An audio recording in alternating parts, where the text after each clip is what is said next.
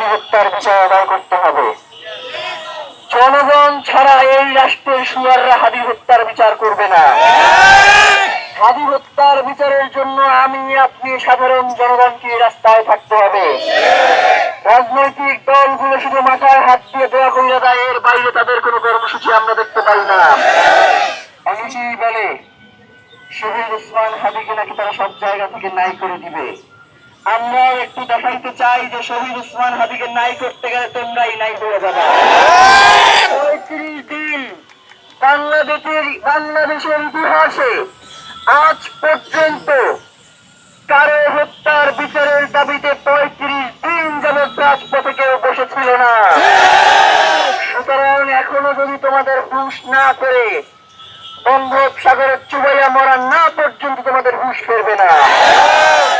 যার কোনো টাকা পয়সা ছিল না, শুধুমাত্র সততা, যোগ্যতা এবং ইনসাফ দিয়ে বাংলাদেশের কথা বলে গিয়েছেন। তার লক্ষ জনতা তার জানাজায় উপস্থিত হতে পারে।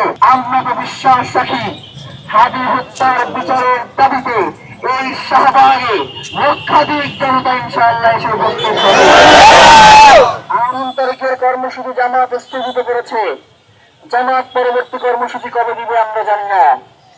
বিএনপি এখন পর্যন্ত একটা ডকুমেন্টারির বাইরে সেখানে বিচার চায় না, একটা ডকুমেন্টারি বানাইছে। এর বাইরে হাদি হত্যার বিচারের জন্য, হাদি হত্যার বিচার নিশ্চিত করবার জন্য আমরা তাদের যে পদক্ষেপ সেটা এখন পর্যন্ত আমাদের কাছে সুস্পষ্ট নয়। ইনসাফের লড়াইয়ের জন্য কারা রাজপথে এগিয়ে আসবে এবং কারা গর্তে গিয়ে লুকাবে, এই হাদি সমাবেশ নির্ধারণ করবে কারা সীমান্তের সুরক্ষা দিবে আর কারা সীমান্ত থেকে পালিয়ে যাবে।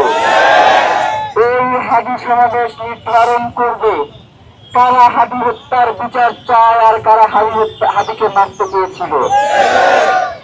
এই হাদি সমাবেশে লক্ষাধিক মানুষের উপস্থিতিতে এই সরকারকে ইনশাআল্লাহ আমরা একটা কথাই জানান দিব, হাদি হত্যার বিচার নিশ্চিত না করতে পারলে বাংলাদেশের স্বাধীনতা সার্বভৌমত্ব অক্ষুণ্ণ থাকবে না।